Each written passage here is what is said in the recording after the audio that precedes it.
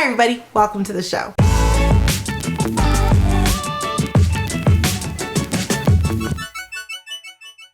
Hello everyone, welcome back to Raising A to Z, this YouTube channel all about homeschooling. My name is Amanda, I'm a teacher-turned-homeschool mom, and because I am now a homeschool mom, I don't teach anymore. The only person who brings in an income in our household is my husband. A lot of people wonder how we make do on one income. With so many people who are wanting to homeschool, and not that homeschooling takes time, a lot of time, but it does take some time.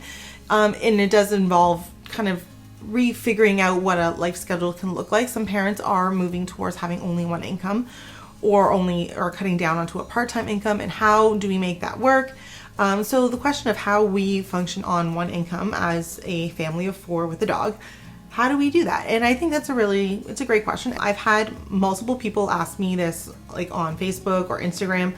I even had someone ask me this in person the other day. So of course, I've got to answer it. There is a short answer and there is a long answer. The short answer is we have a really good budget. We are pretty frugal and we look for a lot of free things.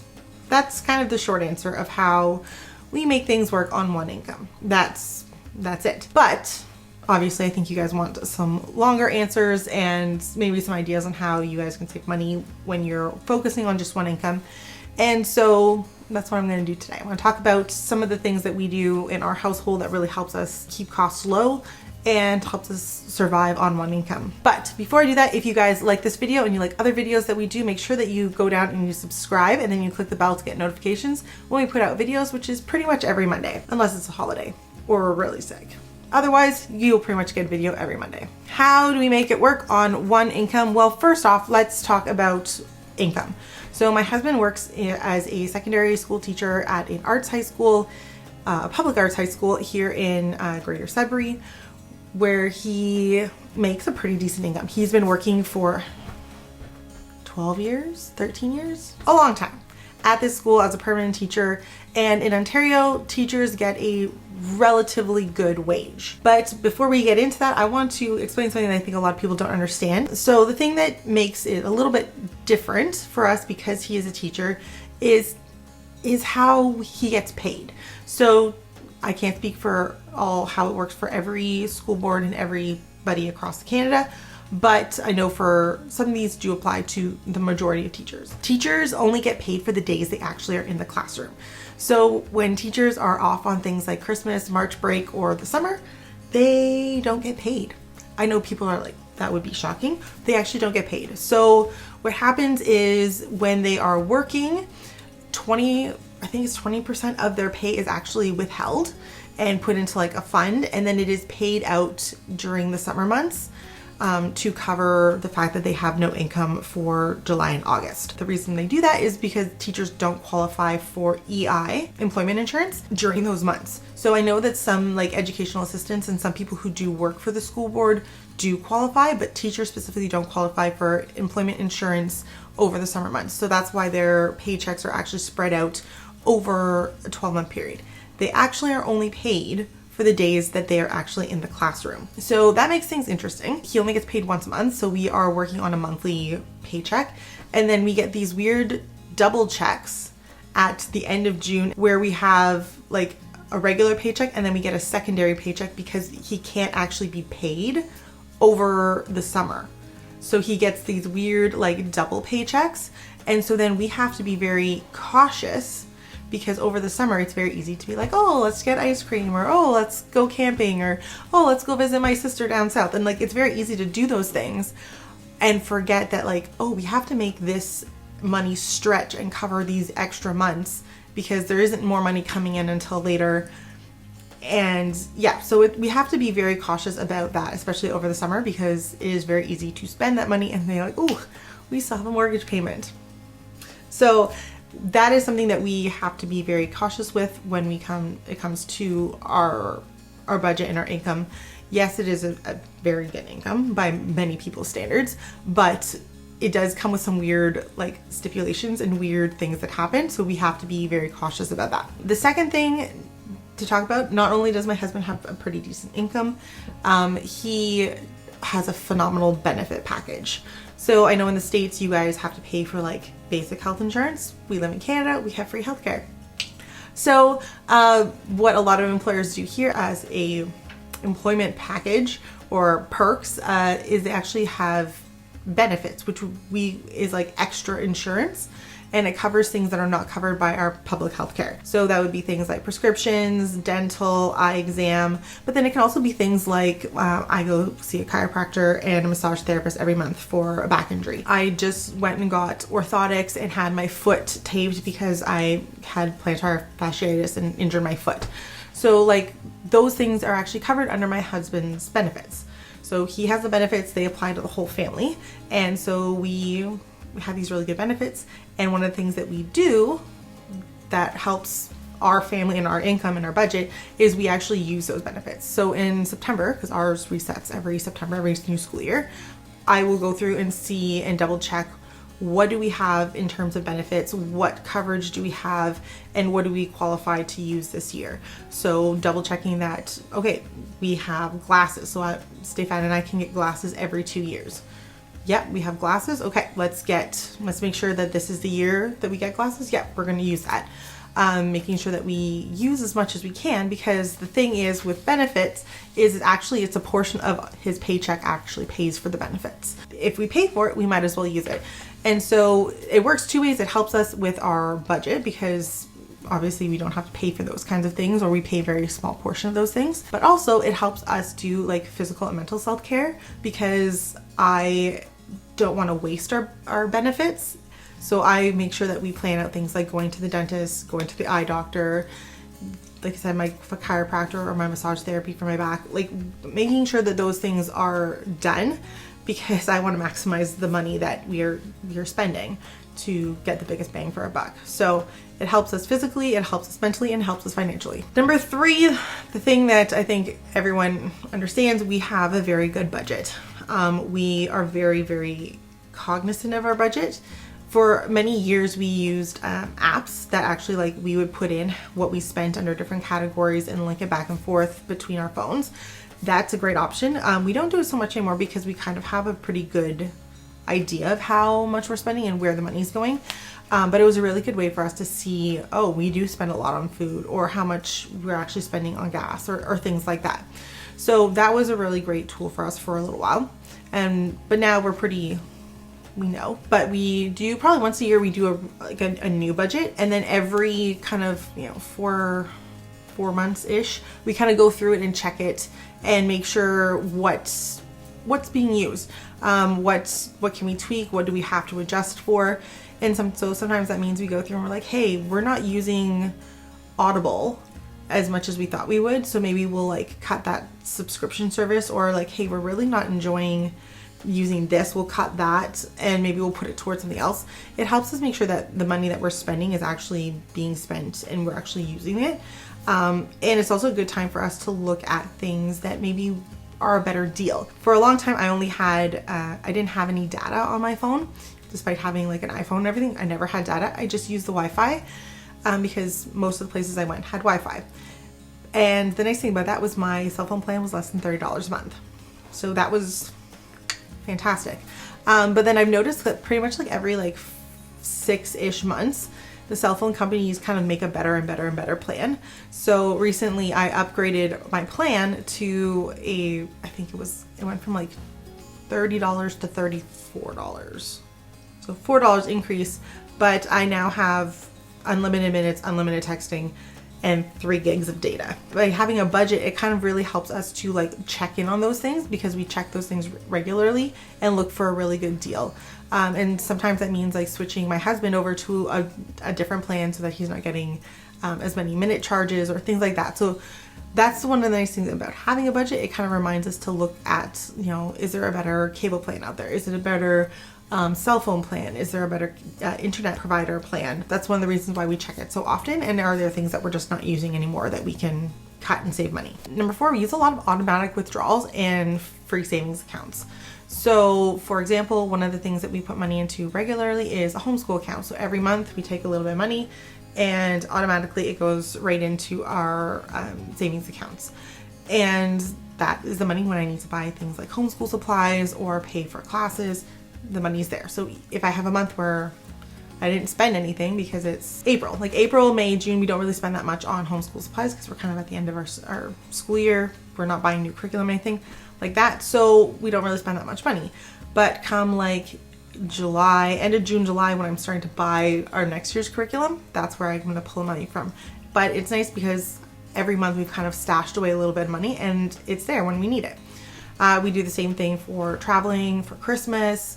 And so it just kind of helps us make sure that those things are covered so that we're not shocked or trying to scramble to get the money when we need it for things like Christmas or when it's time to buy curriculum. It's already set aside, and if you can automate that as soon as you get your paycheck, that it goes away automatically. It's just a really nice kind of strategy because then you don't have to think about it. When it comes to curriculum and homeschool stuff, how do we handle that financially? Like I said, I just said we have an account that we put money in every month. That really helps. I also have a whole list on how to save money on homeschooling and homeschool budgets and all of that. I will put a link up here for you. My biggest tips if you're looking for saving money on homeschool curriculum: number one, look for a deal. Make sure you're signed up to, if there's a company you really like, or a store that you really like to shop from, make sure you're signed up for their email list, because that's when they're going to tell you about their free shipping. That's when they're going to tell you about their 25 or 30% off sale. Make sure you're on that email list and that you check those regularly so they don't end up in your spam or whatever. Only buy curriculum for things that you actually need curriculum for, and prioritize what you're going to invest in. So for example, I might invest more money into a math curriculum because that's not something I'm super strong at teaching, versus something like social studies, which as a history major is my jam, right? So I can like put more money into something like that, and then I don't really buy a lot of like social studies curriculum because it's just not a thing that I need. And there's a lot of really cheap and free ones available online, like Teachers Pay Teachers, Pinterest. Those all have like amazing units or work packets or like booklets you can do with your kids, activities. You can even design your own like unit studies. They're fantastic and they're free. So, or very, very cheap, like $1, $2, $5. I'm not going to spend a lot of money on that. I'm going to invest my money into things like math, where having a nice curriculum that kind of covers everything you need to cover is kind of a nice like one-stop shop. And I'm going to put my money into that. If that makes sense. Take your time, do your research when you're picking your curriculums, and you don't need all the freebies. So some programs have a lot of freebies. Math programs are the worst when it comes to like freebies because they want to make it hands-on and fun, but sometimes you're spending couple $100 extra just to get like the little cards that you have to cut out and laminate, or the little counters, or the little blocks, when you know what, I can use Lego, I can use, you know, little number cards that I write on a piece of paper, just the exact same, and it saves me hundreds of dollars a year doing that. And then lastly, if you are with a program you love and it's working for you, even if you get into a slump, that doesn't mean you need new curriculum. And that's a big money waster for homeschoolers, is that when they have a slump or when something happens and their kids are kind of like bored with their curriculum, instead of like taking a break or, you know, pulling some fun hands-on math games or an activity from Pinterest, their first instinct is to look for new curriculum and buy a whole new curriculum package. That is not, the grass is not always greener. If it's been working and your kids are just kind of tired or bored, find some other activities to add to it, or like take a little break from it, but don't necessarily go out and spend a whole bunch of money on a new curriculum, especially things like math curriculums, which are not cheap to begin with. Like, they are probably the more expensive programs out there. Save us money. Just stick with what's going on. Stick with what's working, you know? When it comes to extracurriculars and activities that we do with our kids, I always look for things that are on the cheaper side, or I look for a really good deal. For example, my kids don't play hockey. There's a very good reason for that. Hockey is really, really expensive. Gymnastics is really, really cheap because I just pay for my fee and the one little outfit. That's it. Even then, they don't even need the outfit. They just can go in shorts and a t-shirt if they really wanted to. Hockey is much more expensive because you have ice times, you have traveling tournaments, you have equipment that is like 200 times more expensive than a gymnastics outfit. So we try to like offer our kids activities and things they might be interested in where there's not a huge fee. and not the costs aren't going to be huge. If there was something they're absolutely die hard wanted to try, we would find a way to try it for free for a couple weeks before, or borrow some stuff and let them try it. We do activities like playgroup, and we're hoping to join a choir this fall because those are free and they're run through our church. So the kids still get the option of going out and doing an activity. They still get the option of seeing friends and participating in a group activity. But it's just a much lower cost because it's free. Another thing that I've learned this year is that if you are on the outskirts of a town, your programs might be a lot cheaper than if they're in the city. So for example, our soccer program out here, we live on the outskirts, is $40 a kid for 6 weeks. We play twice a week for 6 weeks or 7 weeks, and that's it. But it's $40 a kid. That includes their field times as well as their soccer uniform and a ball, which is, I think, a fantastic price. I learned from a friend that she pays for soccer for her son. I think it was just under $300, and he plays all summer, and he gets the same uniforms, the same amount of field time, everything. It's just because it's in the city, it's significantly more expensive. So if you're finding those things are a struggle, sometimes driving a little further might actually end up being significantly cheaper and makes it a little bit more feasible. Food budget is a huge one. We actually keep a ridiculously small food budget for our family. If you have followed us for a while, you know Alexi has a lot of food sensitivities, and that causes eczema. There's a whole story behind that. But we've actually been able to maintain a very good budget considering how much specialty food she needed. And now that she is actually starting to outgrow a lot of those things, it has really become much easier for us to keep an even smaller food budget. And so I have a whole video, I did this 2 weeks ago, all on how I save money on groceries. It is fantastic. It's all about points, meal planning, price matching, all of my tips. They're up there. If you need to save money on your grocery bill, do it. I gave you everything I know. One of the reasons I focus so much on my food budget is because it is one of the variables that I can have a lot of control on. And if I can keep that pretty low, it gives me money to do other things like homeschool. Clothes. When it comes to clothes for the kids, we are not minimalists. The kids have a lot of clothes. I think Alexi counted and she's got like 35 dresses. So literally she could wear a different dress every single day of this month and she'd still have leftovers. But when it comes to clothes, there are a few things I do not buy brand name. I don't buy brand name. We've done that with running shoes recently. Last year we were like, because we thought they were gonna play soccer. Soccer didn't end up happening. But we bought them like Nikes and Pumas because like, oh yeah, they need good shoes. The shoes were just as beaten up and worn out and destroyed as the shoes we bought from Walmart the year before. So this year I decided to save like $45 and buy Walmart running shoes over Nikes, because Walmart was $15 and Nikes were $60. Saved a lot of money there. There are things that I will spend money on. Winter boots is one of them. If there's like safety equipment or specialty like winter boots, that's something we'll spend the money on because we live in Canada and it's really freaking cold here in the winter and we spend a lot of time outside. So I will put money into winter boots and mittens. I'm not going to put money into running shoes or dresses. So we don't buy a lot of brand names. We buy a lot of Walmart and we buy a lot of Old Navy when it's on sale. That's predominantly where we get our stuff because Walmart, like Alexi, is all about the dresses, and Zoe loves dresses in the summer too. So Walmart sells dresses for $5. So I can get 3 dresses for $15 and that's 3 outfits for my kids. So that's a huge thing for us, is that I don't buy brand name. I look for a good sale or a really good deal. And then I also, for girls, this is a huge tip, I don't buy colored bottoms. So they don't get colored leggings, they don't get colored skirts very often. Sometimes they do as gifts, but like primarily it's black, blue, gray denim. Like that's it. Because then you're not buying tops and things to match bottoms, because sometimes you get funky bottoms, you got to wear the specific shirt or the specific outfit or whatever. We don't do that. Everything is basic bottoms. You can have the funkiest top or whatever dress print you want, that's fine, but I don't buy funky bottoms. Saves me a lot of money actually. People would be really surprised. Another thing that we do is we use Christmas, Easter, birthday, things like that for double duty. So when it comes to those things, I kind of combined Christmas budget, like I said earlier, we have money that goes into an account. I'll combine that with some homeschool budgeting, clothes budget, whatever, to make a bigger pile. But then also I will use that money to get things our kids are going to need. So my kids get a lot of clothes at Christmas. They get a lot of books that they are going to be reading for their homeschool studies, art supplies and pencils and writing supplies, things that they would need for their homeschooling. They get really practical things that they are going to need, but because it was wrapped up, it's a present and they think it's phenomenal.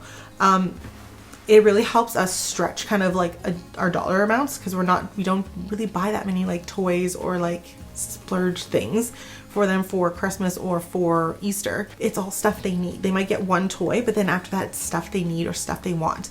And our kids love it. Like, we just had Easter not that long ago, and even before the Easter Bunny came, my kids were asking about, they were so excited because the Easter Bunny was bringing flip-flops, because that's something that they get pretty much every year in their Easter basket, is a pair of brand new flip-flops. And they were so excited about it. And you know, it wasn't expensive. It wasn't a toy, but it was something super practical, and my kids look forward to it. If you can use gift giving events as a way to supplement homeschooling supplies and things that they need, so like I said, clothing, supplies, those are all great to give as gifts. Just pick ones that you think they'd really enjoy. So for example, Alexi gets a lot of like pens and markers because that's what she uses, and she thinks it's great every time, and notebooks. Zoe might get small little games or characters that she's going to be using for homeschooling. Like, they get different things, but it works out, and they get a lot of books too. So great way to save some money. One thing I like to remind a lot of people about is that fun can be free. So one of the things that we spend a lot of time looking for are free things that we can do with our kids that are going to be fun. And sometimes like playgrounds, beaches, trips to the library, those can all be fun things to do. And they're totally free. We just have to get there. Like, you don't have to spend a lot of money on doing fun things with your kids. Invite a friend and now you have a socialization opportunity.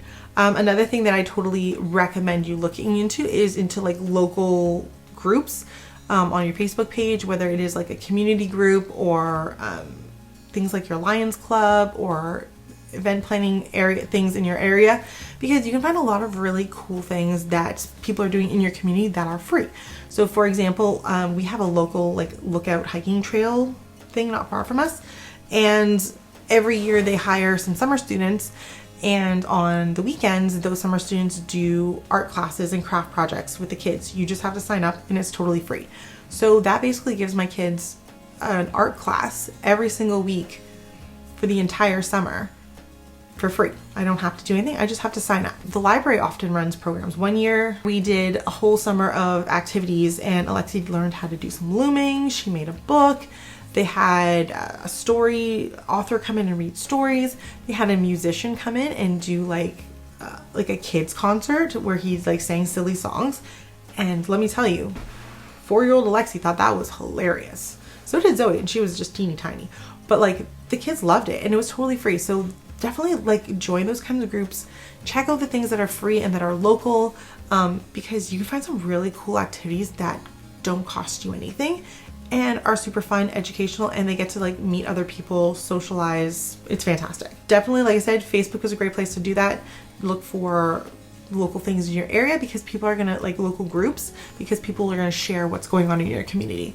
I just learned that in like mid-June that there's going to be literally like a fun fair right down the street from us, with like classic cars and vendors and all that. That's gonna be a fun afternoon, and I don't have to pay anything. We just get to go look at the cool cars. Definitely look for things like that, because it can really make a fun outing and stretch your budget, but it's totally free. Number 11, we do have some side hustles, things that we do to make a little bit of extra money. I run this YouTube channel. I make some money on ads. I make some money selling things like our nature journals. These are things that are available on our website and on Amazon. So I do like make things and sell them. Our planner is coming out. It's coming out very, very soon, our homeschool planner. I make a little bit of money off that, and that pretty much funds our homeschooling costs, like our curriculum costs for the year. So that's great. It helps a little bit, covers a few things, gymnastics, whatever, and it does help. My husband, he, like I said, he teaches, but he also is a phenomenal video editor. If you see any of these videos, he did them. But sometimes he helps a friend and does some editing for him. So he's got a friend, cousin, cousin friend who does a lot of video production, and so if he has more than he can handle, he'll call Stefan up, and Stefan is like his like #1 backup editor, and Stefan will go through and edit some video and make, you know, $1,000 for weekends worth of work. So see what you're good at, see how you can make a little bit of money. Side hustles can work, make sure that they are legitimate and that you're not losing money on them. But yeah, see if you can find something, whether it's babysitting, walking dogs, cutting grass, whatever. There's a lot of ways to make a little bit of money that can really, really help. And then lastly, we do beg, borrow, and steal. Yeah, we do beg, borrow, and steal. We don't really beg. I'm not a beggar. I don't go out and ask for stuff. But if someone offers it, I will definitely take it. And yeah, so when it comes to borrowing, we are huge borrowers. We love the library. When it comes to books for unit studies or reading or just like a fun afternoon, we're at the library. It's fantastic. And recently our library switched over their checkout program. So now when you get your, like when they check out the books, they give you the receipt of all the books that you've checked out and when they're due. And at the bottom, it tells you how much money you've saved by visiting the library. Because we go pretty much once a month, I have noticed that we have like a checkout total of like $300, roughly $250 to $300 every single month. So that's a lot of money that we're saving by borrowing. We have family in the area, so if there's tools, we try not to buy all the same tools. So if, you know, for example, we don't have a hedge trimmer, but my dad does. So we'll go and borrow his hedge trimmer if we need it. But also we have a really great ladder, and you know, he doesn't. So if he needs the really good ladder, he'll come over here. But by borrowing things, we don't have to pay for everything that we need. It really does help a little bit in that sense if you can do that. And when it comes to stealing, we don't actually steal. I will make this very clear. We do not actually steal things. But Stefan is actually the king of finding cool things that people are throwing out at the end of their driveway. If you ever see our backyard, I'll take a video. If you see our backyard, we have not paid for anything in our backyard. We have not paid for the picnic tables. We have not paid for the toys. We have not paid for anything. We have not paid for anything. And we've actually just recently got rid of a whole bunch of things of like play structures and stuff that the kids had outgrown, like slides and stuff like that. We haven't paid for it because it's all been stuff that people were getting rid of at the end of their driveway, and my husband picked it up and brought it home. Gave it a good scrub, and it was good to go. Like we do take a lot of things from the end of the driveways, even like furniture. Like we have furniture in this house that he's found at the end of the driveways, and I've just sanded it and painted it, and boom, we have like brand new furniture. It works. Like that's just one way that we've saved a lot of money, is like we don't have play structures, we don't have those kind of things because we've just found them on the side of the road and brought them home. And does our backyard look the prettiest because it's kind of all mishmashed and different things? No. Do our kids have a lot of fun and are super creative with the random stuff that we found at the end of the road? Oh yes. Do they play with it more than most kids play with their play structures?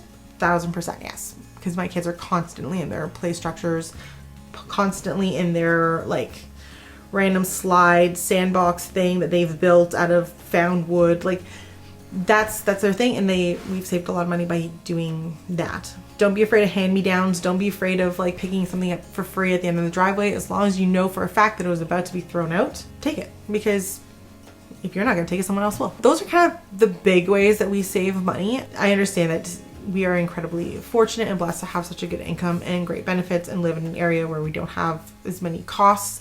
And we have a lot of access to a lot of free things like hiking trails and nature and great library systems. So we are fortunate in that sense, and I don't take that away from anything. Like that is a huge blessing for us. But it is possible. There's a lot of ways to save some money that can really make a big impact in your life. But there's a lot of ways you can make money from home as well, or work from home, or work part-time, or even full-time, and homeschool as well. So homeschooling is not necessarily a cost thing. It's just a change in your mindset and how you're going to make things work. And so we do it on one income, but a lot of people I know do it on part-time income.